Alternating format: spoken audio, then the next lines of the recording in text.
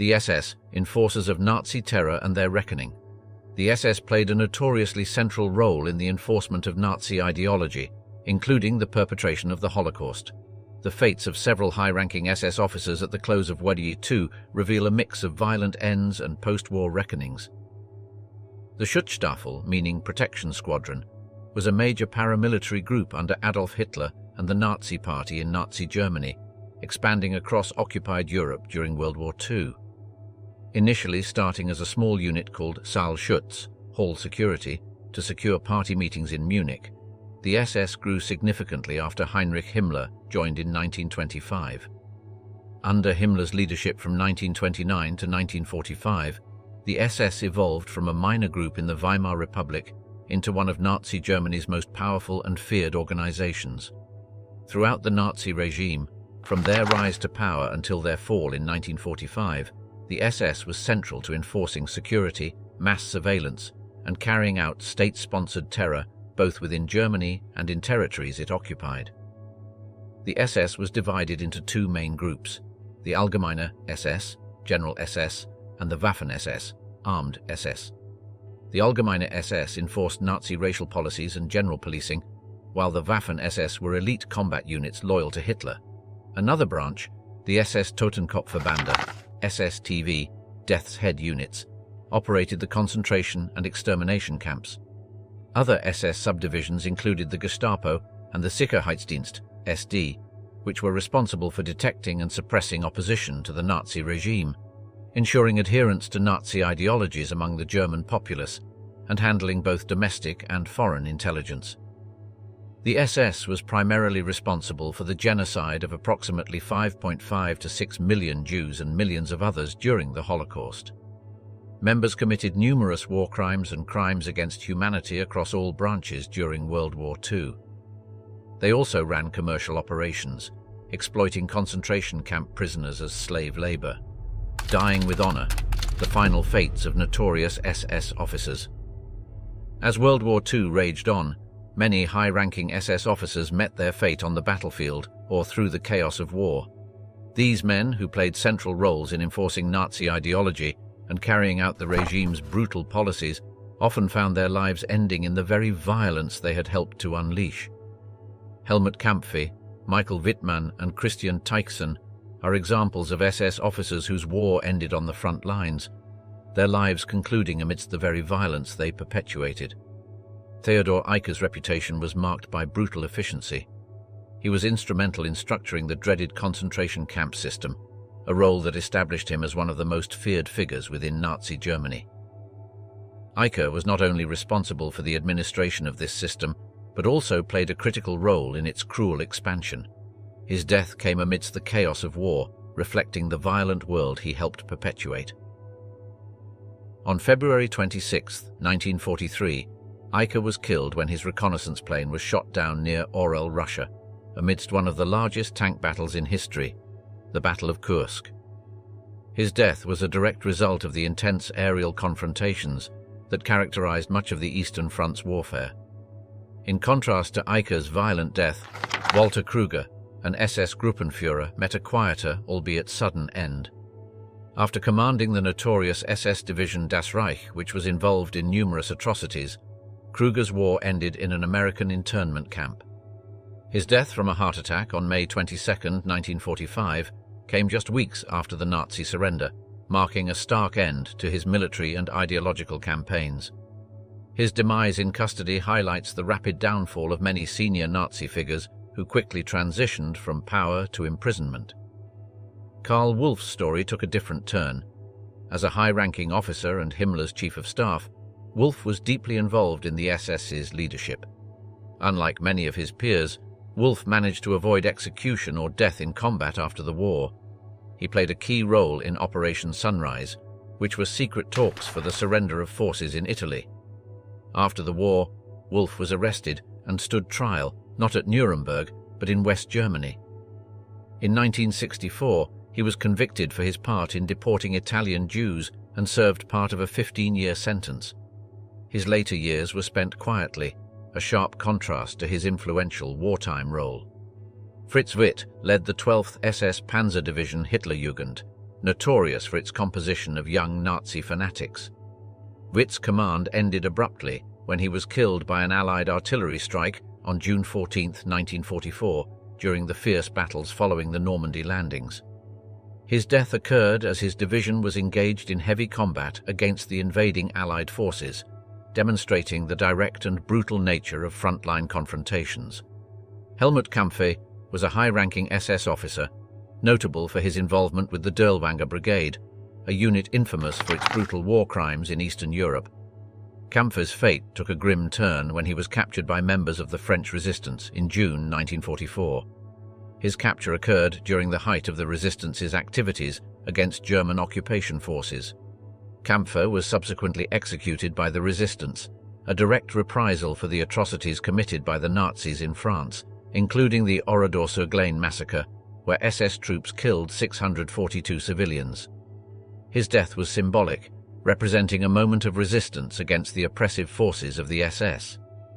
Michael Wittmann was one of the most celebrated tank aces of the Nazi forces, credited with destroying a large number of enemy tanks. Commanding a Tiger I tank, his aggressive tactics and remarkable kill record made him a propaganda hero for Nazi Germany. Wittmann's final battle occurred on August 8, 1944, during the Battle of Villers-Bocage in Normandy. He was killed when his tank was hit by anti-tank fire from British or Canadian forces. Historical accounts vary. His death marked the end of one of the most formidable tank commanders of the war. Christian Teixen, an SS officer commanding the 3rd SS Panzer Regiment of the Totenkopf Division, also met his end during the conflict. Unlike many of his counterparts, Teixen's death was the result of friendly fire. On July 28, 1944, during the chaotic combat situations on the Eastern Front, Teixen was mistakenly shot by a nervous German sentry who did not recognize him. His death highlights the confusion and disarray that often characterized the final months of the war, as German forces were increasingly pushed back by the Allies. While many SS men met their end on the battlefields or through acts of war, a significant number survived the conflict. These surviving SS officers faced a radically different world as the Third Reich crumbled and the Allies emerged victorious. Their fate after the war was varied and complex. Some were captured and brought to justice through high-profile trials, while others managed to evade capture, disappearing into the shadows or starting new lives under assumed identities. Identifying SS members by tattoos, escape routes and criminal evasions, as Allied forces sought to capture and prosecute those responsible for atrocities.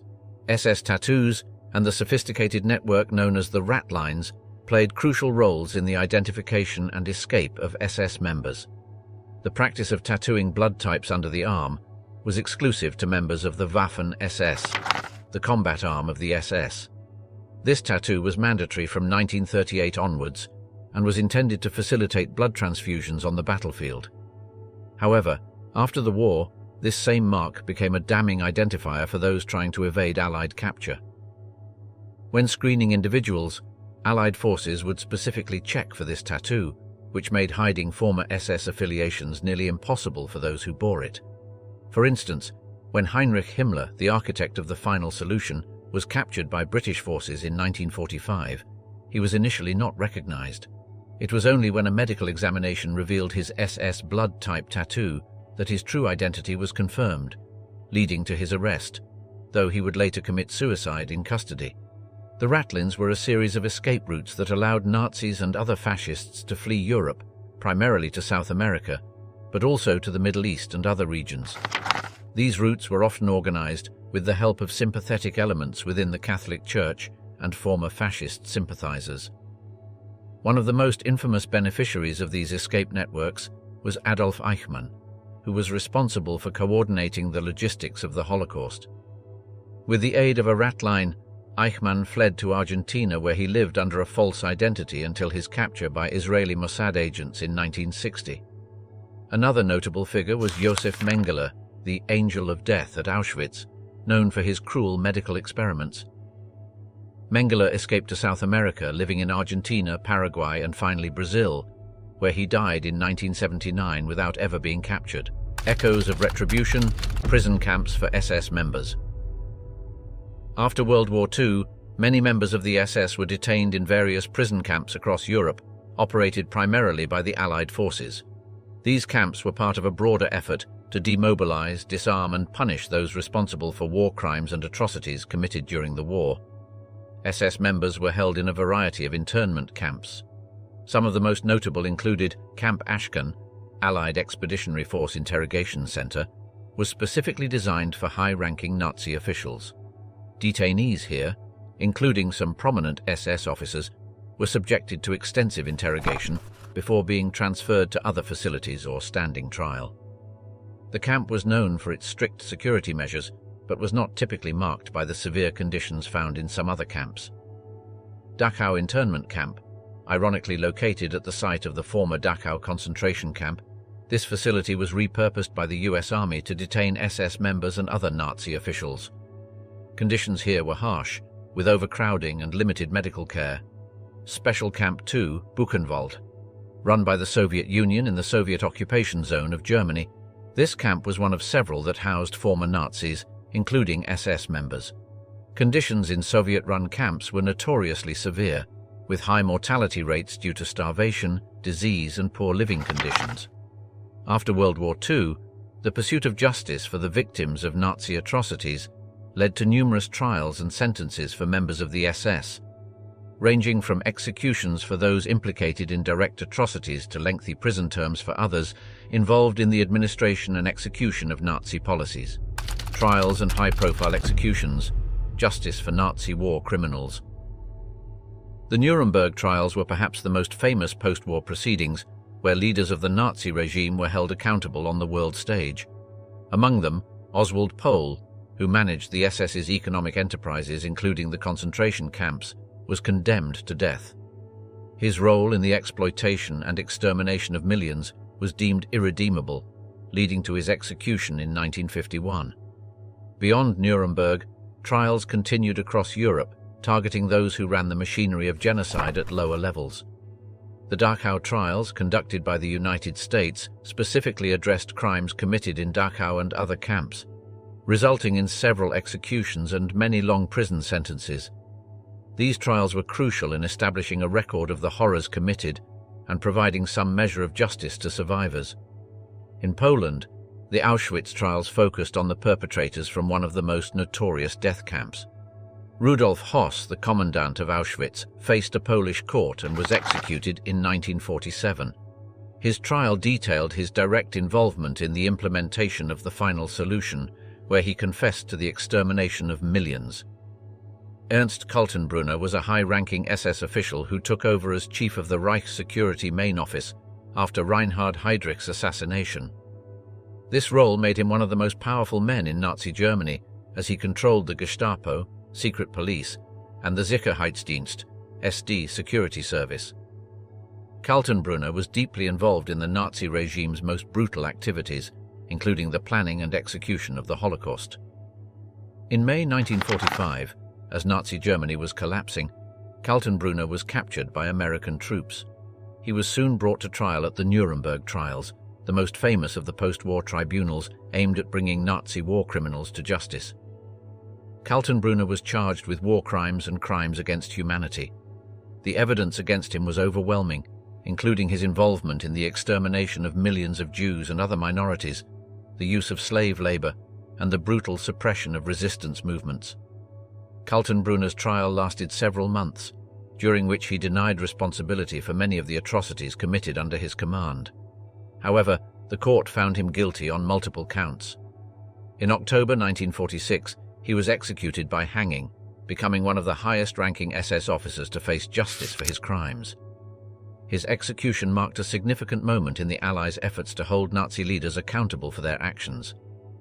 Amon Goth was the commandant of the Plaszow concentration camp in Poland, notorious for his extreme cruelty and brutality. Goth oversaw the camp with a terrifying iron fist, personally participating in the imprisonment, torture, and execution of countless prisoners. His sadistic behavior made him one of the most feared figures among those who suffered under Nazi oppression. Goth's reign of terror came to an end in May 1945, when he was captured by American troops. He was extradited to Poland, where he faced trial for his war crimes. The evidence against him included testimonies from survivors and documented atrocities committed at Plazow. Goth's trial was a key part of Poland's post-war efforts to bring Nazi war criminals to justice and to acknowledge the suffering of those who endured the horrors of the concentration camps. During his trial, Goth was found guilty of numerous crimes, including the mass murder of prisoners and the inhumane treatment of camp inmates. In September 1946, he was executed by hanging. His execution was a significant step in the process of post-war justice, symbolizing the determination of the Allies and the Polish government to hold perpetrators accountable for their horrific actions during the Holocaust. Life after the war, the post-WWII fate of SS members. After World War II, the lives of former SS members varied dramatically, ranging from trials and sentences for war crimes to efforts at evasion and assimilation into new identities. The post-war destinies of these men were shaped by their actions during the war, the severity of their crimes, and the changing political landscapes of the countries in which they found themselves. Not all SS members faced justice. Some used networks like the rat lines to escape to South America, the Middle East, or other regions less inclined to extradite them to face trial in Europe. These individuals often lived under assumed identities, with some never facing the consequences of their actions. Adolf Eichmann, for example, lived in Argentina until his capture by Israeli agents in 1960. Many lower-ranking SS members, who could hide their Nazi affiliations, assimilated back into civilian life in Germany and other countries. This reintegration was sometimes facilitated by the chaos of post-war recovery and the Cold War, which shifted focus away from former Nazis to the new geopolitical tensions. These men often remained silent about their pasts, fearing retribution or legal consequences if their identities and roles in the SS were discovered. The pursuit of former SS members did not end with the immediate post-war trials. As new evidence came to light and historical research advanced, some were later identified and brought to trial. This ongoing process has seen elderly former SS members facing charges in their 80s and 90s, demonstrating an enduring commitment to justice for the victims of the Holocaust and Nazi atrocities. The presence of former SS members in society had a lingering impact on the countries to which they returned or fled. In many cases, their involvement in local communities, economies, and even politics led to debates and legislation about how to handle individuals with such contentious pasts. This legacy is still evident in ongoing discussions about how to remember and learn from the history of World War II. Not all SS members faced the death penalty. Many received prison sentences, which varied widely in length. The fall of Joachim Peiper, from the Waffen-SS to tragedy.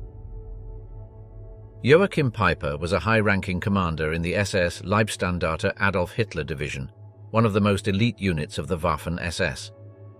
Born in 1915, Peiper joined the SS in 1933 and quickly rose through the ranks, becoming one of Heinrich Himmler's personal adjutants.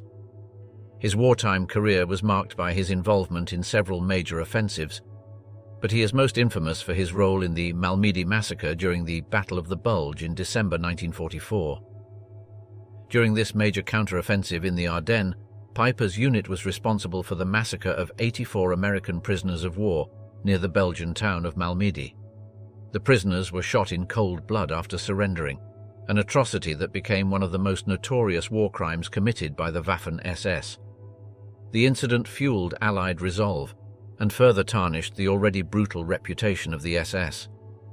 At the end of World War II, Peiper was captured by American forces and stood trial at the Dachau Trials, where he, along with other members of his unit, was charged with war crimes. In 1946, Peiper was convicted and sentenced to death. However, his sentence was commuted to life imprisonment in 1948 due to political pressure and concerns about the fairness of the trials, including allegations of mistreatment and forced confessions. After serving only a decade in prison, Peiper was released in 1956. He struggled to find work in Germany due to his infamous past and eventually moved to France, where he lived under the assumed name Rainer Buschmann. Despite attempts to keep a low profile, his presence was eventually discovered, and his past as an SS officer and war criminal came back to haunt him. In the summer of 1976, Peiper's controversial past caught up with him in a deadly manner. On the night of July 13th, his house in Traves, a small village in eastern France, was set on fire. Peiper was trapped inside and perished in the flames. His death was widely believed to be an act of vengeance, likely carried out by individuals who sought retribution for his wartime actions. The exact identity of the perpetrators was never confirmed, but Peiper's violent end mirrored the brutality he had once inflicted. Brutal fates, the tragic ends of notorious SS officers. Hans Munch, often referred to as the good man of Auschwitz, presents a unique case among SS doctors, one that diverges significantly from the notorious actions of many of his colleagues. Munch was a physician at Auschwitz concentration camp, but he is remembered for his ethical conduct and efforts to save lives under the most horrific conditions. Hans Munch was a German doctor who joined the SS, not out of ideological alignment with the Nazi Party, but as a career move, which was somewhat common in Nazi Germany as the regime intertwined with all aspects of professional advancement. In 1943, he was assigned to Auschwitz, where his primary role was to conduct research on infectious diseases. Unlike many other SS doctors who engaged in brutal medical experiments on prisoners, Munch's work did not involve harmful procedures or the direct infliction of suffering. What sets Munch apart was his conduct at the camp. Witnesses and survivors reported that he took several risks to help inmates. He is known to have refused to participate in the selection process, where inmates were either sent to work or to be exterminated. Munch also provided prisoners with medical care beyond what was required, and reportedly gave them advice on how to survive the inhumane conditions of the camp. His attempts to falsify experiments to avoid providing harmful results that could lead to more suffering were a significant deviation from the practices of other SS physicians. After the war, Hans Munch was captured and brought to trial. Unlike many of his SS colleagues, Munch was acquitted at the Auschwitz trials in Poland, largely due to numerous testimonies by Auschwitz survivors in his favor. They attested to his efforts to protect prisoners and his refusal to participate in the atrocities committed at the camp. His acquittal was exceptional amid the widespread convictions and sentences of other camp personnel. Following his acquittal, Munch lived a relatively quiet life in Germany.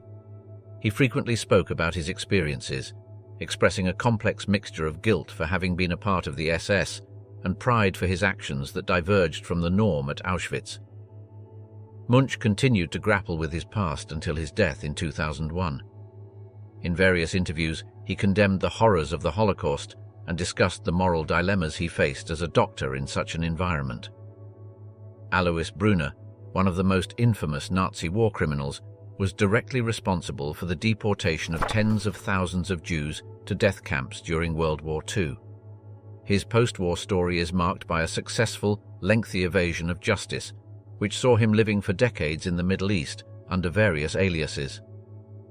Alois Brunner was a high-ranking SS officer and a close associate of Adolf Eichmann. He played a pivotal role in the implementation of the Holocaust, particularly known for organizing the deportation of Jews from Austria, Greece, France, and Slovakia to ghettos and extermination camps. His actions directly contributed to the deaths of an estimated 130,000 Jewish individuals. After the war, Brunner managed to avoid immediate capture by using forged documents to assume a new identity. He fled Europe via the infamous rat lines, escape routes used by Nazi war criminals to flee to South America and the Middle East. Instead of heading to South America like many of his counterparts, Brunner found refuge in Syria, where he lived under the aliases of Dr. Georg Fischer and Abu Hussein. In Syria, Brunner reportedly worked as an advisor to the Syrian government, lending his expertise in security and perhaps even torture techniques. His presence in Syria was an open secret, and despite numerous extradition requests and international warrants, the Syrian government denied his presence and refused all cooperation with efforts aimed at bringing him to justice. Brunner was the target of several assassination attempts, believed to be orchestrated by the Israeli Mossad. Two such attempts in 1961 and 1980 involved letter bombs. One resulted in the loss of an eye, and the other in the loss of several fingers. Despite these attempts on his life, Brunner managed to live on in Syria, reportedly protected by the Syrian authorities. Brunner's exact date of death remains unclear. He was last interviewed in 1987, where he unrepentantly defended his actions during the war. Reports suggest he died in Damascus around 2001, but this has never been conclusively verified. Syria has never confirmed his death, and no death certificate has been publicly issued.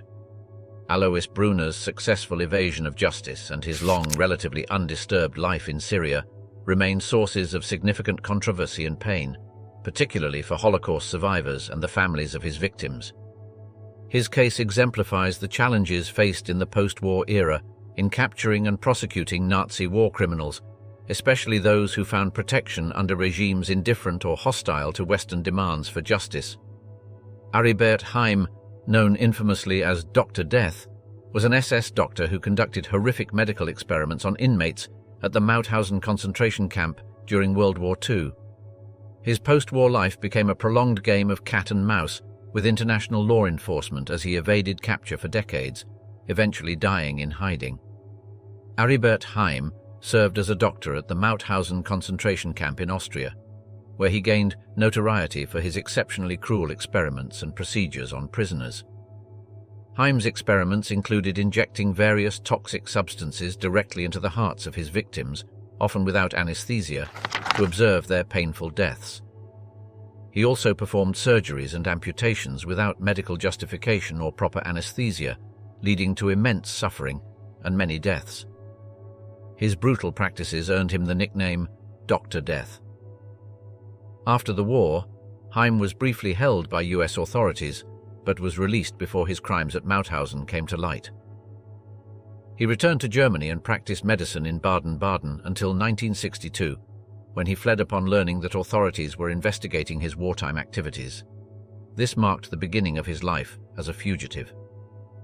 Heim managed to elude capture through a series of movements across multiple countries.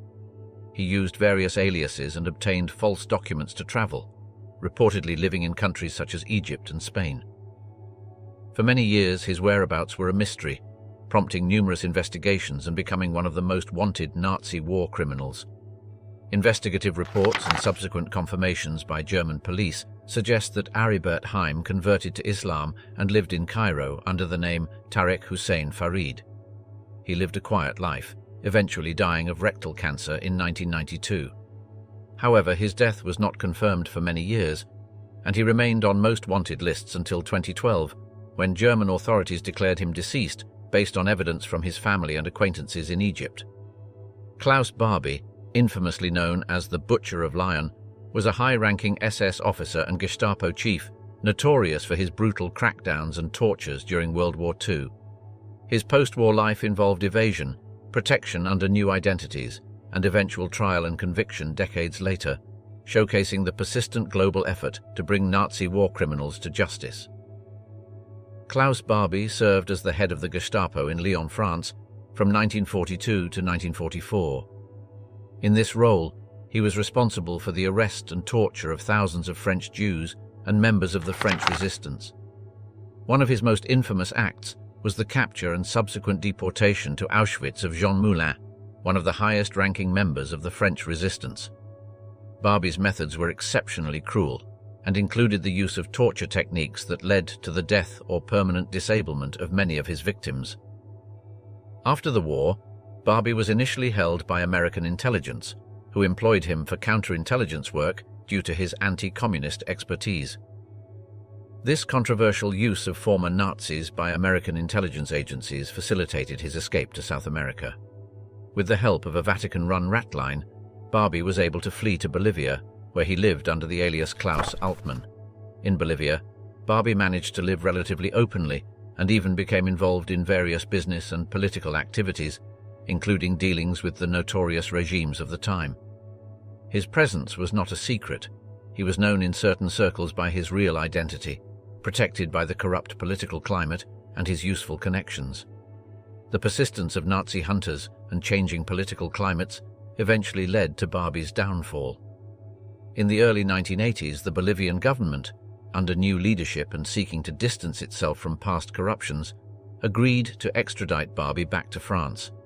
In 1983, he was returned to Lyon, the very place where he had committed his war crimes. In 1987, Klaus Barbie was tried in a French court for crimes against humanity. This trial was highly publicized and served as a poignant reminder of the horrors of the Nazi regime and the importance of justice, even many years after the crimes were committed. Barbie was convicted and sentenced to life in prison, where he died in 1991. Life after National Socialism, the ends of Waffen, SS members in Europe. Léon Degrelle was a prominent Belgian political figure and Nazi collaborator during World War II. He was the founder and leader of the Rexist Party, which initially aimed at reforming Belgian politics, but later aligned closely with Nazi Germany. Degrelle became a leading figure in the Waffen SS, where he commanded the SS Sturmbrigade Wallonienne, which was composed mainly of French-speaking Belgian volunteers. His life after the war was marked by escape, exile, and continued controversy. As World War II ended, Degrelle was determined to avoid capture by the Allies, who would have likely tried him for war crimes, including collaboration with the Nazis and participation in military actions against the Allies. In a dramatic flight, he piloted a small plane from Norway to Spain, despite having little flying experience. The plane crashed upon landing at San Sebastian, but Degrelle survived with minor injuries. General Francisco Franco's regime in Spain granted asylum to Degrelle, providing him protection from extradition, despite numerous requests from Belgium for his return to face charges of treason. Franco's Spain, still sympathetic to former fascists and Nazis due to its own authoritarian nature, proved to be a safe haven for Degrelle. This protection allowed him to live relatively openly and without fear of arrest. During his years in Spain, Degrelle continued to be a vocal supporter of far-right ideologies. He engaged in writing and activism, publishing numerous articles and books that promoted his views on European unity under a right-wing regime, the virtues of leadership, and his experiences during the war. His writings also often attempted to justify his collaboration with Nazi Germany, framing it as a fight against Bolshevism and for European civilization. Despite living in exile, Degrelle tried to maintain some level of political influence in Europe. He corresponded with various right-wing groups and individuals, promoting his ideas and occasionally making public statements. His attempts were largely unsuccessful at garnering any significant support or change, but they kept him somewhat relevant in certain extreme right-wing circles. Degrelle lived in Spain until his death in 1994. Over the years, he became a somewhat forgotten figure, with his political influence waning significantly. His legacy remains one of controversy and division in Belgium and among historians. His writings and interviews often sparked outrage and condemnation due to his unrepentant stance and glorification of his wartime activities. Otto Skorzeny, famously known as the most dangerous man in Europe, was a high-ranking SS officer and commando during World War II, renowned for his daring rescue of Benito Mussolini in 1943. After the war, Skorzeny's life took various turns, from being a defendant at the Nuremberg Trials to becoming an advisor and mercenary involved in global conflicts and clandestine operations. After the war, Skorzeny was detained by the Allies and stood trial for war crimes. One of the main charges against him was his involvement in Operation Greif during the Battle of the Bulge, where German soldiers, including Skorzeny's men, wore American uniforms to infiltrate US lines, an act that violated the laws of war. However, Skorzeny successfully defended himself by arguing that similar tactics were used by the Allies. He was acquitted in 1947. Following his release, Skorzeny relocated to Spain, a common refuge for former Nazis, under the protection of Francisco Franco's regime. In Spain, he capitalized on his wartime reputation and ventured into business. However, his activities extended far beyond conventional business practices. Skorzeny became involved in various international operations and espionage activities during the Cold War. He was allegedly linked to the CIA and Mossad, providing services that ranged from recruiting former Nazis for anti-communist operations to possible involvement in operations in Egypt and other Middle Eastern countries. Reports suggest that Skorzeny may have helped train Egyptian military forces in the 1950s. In the 1960s, Skorzeny founded the Paladin Group, a mercenary organization based in Spain that offered a variety of military and intelligence services. The group was involved in supporting authoritarian regimes, providing training, security consulting, and conducting operations against left-wing groups and figures. The Paladin group's activities reflected Skorzeny's anti-communist beliefs and his ability to leverage his military expertise in the burgeoning market of private security and military consulting. Throughout his later years, Skorzeny maintained a network of former Nazis and other contacts across Europe and beyond. He remained a figure of intrigue and controversy, often interviewed by the media due to his notorious past and ongoing activities. Skorzeny died of lung cancer in 1975 in Madrid. His funeral was attended by former SS officers and members of the Paladin group, highlighting his lasting influence and connections within certain circles. Gudrun Himmler, her role in supporting and defending former SS members. Gudrun Himmler, the daughter of Heinrich Himmler, one of the most powerful men in Nazi Germany and the architect of the Holocaust, was a prominent figure in post-war efforts to aid former SS members. Throughout her life, she remained a staunch defender of her father's legacy and an active supporter of individuals associated with the SS. Born in 1929, Gudrun was the beloved only child of Heinrich Himmler. Raised in the shadow of her father's immense influence within the Nazi regime, she developed a strong attachment to him and his ideals. After the war and following her father's suicide in British custody in 1945, Gudrun and her mother were arrested and detained in various camps. They were released in 1946 without being charged. The trauma of her father's downfall and the family's post-war treatment profoundly impacted Gudrun, shaping her subsequent activities and affiliations. Gudrun became actively involved in Stille Hilfe, Silent Help, an organization founded in the late 1940s to assist arrested, condemned, or fugitive former SS members. Stille Hilfe provided legal and financial assistance to these individuals, helping them to escape punishment, obtain new identities, or emigrate to countries like Argentina or Egypt, where many Nazis found refuge. Under Gudrun's influence, Stille Hilfe supported some of the most notorious war criminals. One of its beneficiaries was Klaus Barbie, who we talked about before. Gudrun's involvement was not just administrative, she was deeply committed to the cause. Throughout her life, Gudrun remained a controversial figure due to her unapologetic stance on her father's actions during the war and her efforts through Stille Hilfe. She frequently appeared at gatherings of old Nazis and neo-Nazis, where she was revered as a link to a glorified past. Gudrun also engaged in public speaking and interviews where she expressed her views on the war, the role of the SS, and her father's policies, often clashing with mainstream perspectives on Nazi atrocities. Her actions and statements made her a subject of criticism and condemnation, especially from Holocaust survivors and their advocates, who viewed her as a symbol of ongoing Nazi sympathies. Gudrun Himmler passed away in 2018 in Munich, Germany. Hiag, the controversial legacy of the Waffen-SS Veterans Association. Hiag, an acronym for Hilfsgemeinschaft auf Gegenseitigkeit der Angehörigen der ehemaligen Waffen-SS, Mutual Aid Association of former Waffen-SS members, was a controversial organization formed by former members of the Waffen-SS after World War II. Established in 1951 in West Germany, Hiag initially aimed to provide support to Waffen-SS veterans, including helping them with legal aid, pensions, and the reintegration into post-war society. Over time, however, the organization also became known for its efforts to reshape the historical narrative about the Waffen-SS and its role during the war. Hiag's primary mission was to advocate for the rights of Waffen-SS veterans, whom they argued were unfairly treated and stigmatized after the war. The organization sought to secure pensions and other benefits for its members, challenging the denazification policies that restricted the civil rights and economic opportunities of former Waffen-SS members. Hiag argued that the Waffen-SS was a purely military organization, akin to the regular armed forces, and not intrinsically involved in the Nazi war crimes and atrocities committed by other SS units. A significant and highly controversial aspect of Hiag's activities was its involvement in historical revisionism.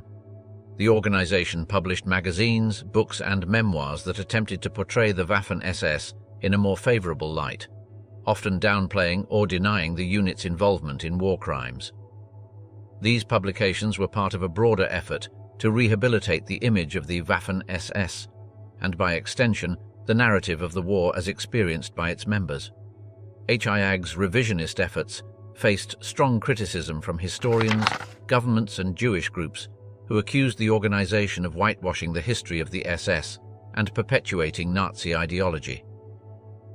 In response to public pressure and growing evidence of its members' involvement in revisionist propaganda, the organization increasingly found itself marginalized in German society. Throughout its existence, Hiag remained a subject of contention within both the legal and public spheres in Germany. The organization's activities sparked debates about memory, responsibility, and the rehabilitation of former Nazis in post-war Germany. During the 1970s and 1980s, as a more critical reassessment of the Nazi past took hold in German society, Hiag's influence waned, and it faced growing isolation. In 1992, Hiag formally disbanded, although some of its local groups continued to meet unofficially. The dissolution of Hiag did not end the broader debates about the legacy of the Waffen-SS or the ongoing challenges of dealing with the Nazi past in Germany. Here are some of the specific objectives of Hiag. One of the primary functions of Hiag was to offer legal aid to former Waffen-SS members who were facing trials or legal inquiries related to their roles during the war. This included funding for legal representation and advice on how to deal with both German and international law, especially concerning war crimes and the denazification process. Hiag actively lobbied the West German government to recognize the military service of Waffen-SS members for pension purposes. Their efforts were somewhat successful, leading to changes in legislation that allowed some former Waffen-SS members to receive war pensions and other veterans' benefits, similar to those provided to soldiers of the Wehrmacht, regular German army. Hiag helped reintegrate its members into post-war society by providing job placement services, financial advice, and support networks that facilitated the transition from military to civilian life. This support was crucial during the immediate post-war years, when many former Waffen-SS members faced significant stigmatization and difficulties in securing employment and reintegrating into a radically changed German society. Hiag organized commemorations and memorial services for fallen or deceased Waffen-SS members. These events were also used to foster a sense of community and solidarity among former members and their families, reinforcing group identity and providing a space for shared mourning and remembrance. Through its publications, Hiag collected and disseminated personal histories, war narratives, and other documents that aim to preserve the memories and experiences of Waffen-SS veterans. While these publications were controversial due to their often revisionist and apologetic tone towards the actions of the Waffen-SS during the war, they did provide a platform for veterans to share their stories and document their experiences. Neo-Nazi ideology among SS veterans, the Odessa organization. After World War II, the influence of former SS members and their ideologies did not vanish with the fall of Nazi Germany. Instead, these ideas persisted and evolved, manifesting in various forms including neo-Nazi movements and secretive organizations like Odessa. These entities and their ideologies had impacts throughout the latter half of the 20th century, particularly during the 1970s, 80s, and 90s. The transition from overt Nazi affiliation to what became known as neo-Nazi movements was marked by a continuation and adaptation of Nazi ideologies. Many former SS members and Nazi sympathizers who felt disenfranchised by the post-war order found new avenues for expression through emerging neo-Nazi groups. In the 1970s and 1980s, these groups often glorified the SS's military prowess and political ideals, advocating for white supremacy, anti-Semitism, and anti-communist sentiments. In Germany and beyond, certain SS veterans played foundational roles in these movements, using their combat experience and organizational skills to train new members and organize activities. They were instrumental in the spread of neo-Nazi thought, particularly through publications, cultural festivals, and paramilitary camps that indoctrinated young recruits with radical ideologies. Odessa, organization of former SS members, allegedly founded in 1946, was rumored to be an underground Nazi escape organization. The group's primary goal was purportedly to help former SS personnel evade capture, escape from Europe, and resettle in South America, the Middle East, or other sympathetic regions. The existence and extent of Odessa's operations remain subjects of considerable debate and speculation, as concrete evidence has been elusive, and many claims about its activities stem from anecdotal accounts and investigative reports. Odessa and similar networks are believed to have assisted notorious war criminals such as Adolf Eichmann and Josef Mengele in escaping to countries like Argentina, where they lived for years beyond the reach of international law. These operations were reportedly funded through various means, including contributions from sympathetic businessmen and looted wealth. During the 1970s through the 1990s, the ideological and logistical support provided by former SS members and their networks contributed to the global spread of neo-Nazi ideologies. This period saw an increase in hate crimes, terrorist activities, and the formation of radical groups in Europe and the Americas. The persistence of SS-inspired neo-Nazi groups prompted legal and social responses, including stricter hate crime laws and counter-extremism efforts by governments and international organizations. The tracking and prosecution of former Nazis continued, albeit with decreasing frequency as many aged and died. Educational programs aimed at debunking Nazi ideology and promoting Holocaust awareness became fundamental components of curricula in various countries, aiming to prevent the resurgence of such extremist views. The historical legacy of the Waffen-SS, from war shadows to modern controversies. The Waffen-SS evolved into a multi-ethnic, multinational military force that participated directly in both conventional warfare and the Holocaust. The legacy of the Waffen-SS is complex, marked by brutal effectiveness in combat and indelible association with some of the most horrific war crimes and atrocities of the 20th century. The Waffen-SS was known for its fierce fighting capabilities and was often deployed in crucial battles on both the eastern and western fronts. Units like the SS Division Totenkopf and the SS Division Viking were involved in major offensives, including the Battle of Kursk and the Ardennes Offensive. Despite their military prowess, these divisions were also notorious for their brutality and disregard for the laws of war, often engaging in the massacre of prisoners of war and civilians.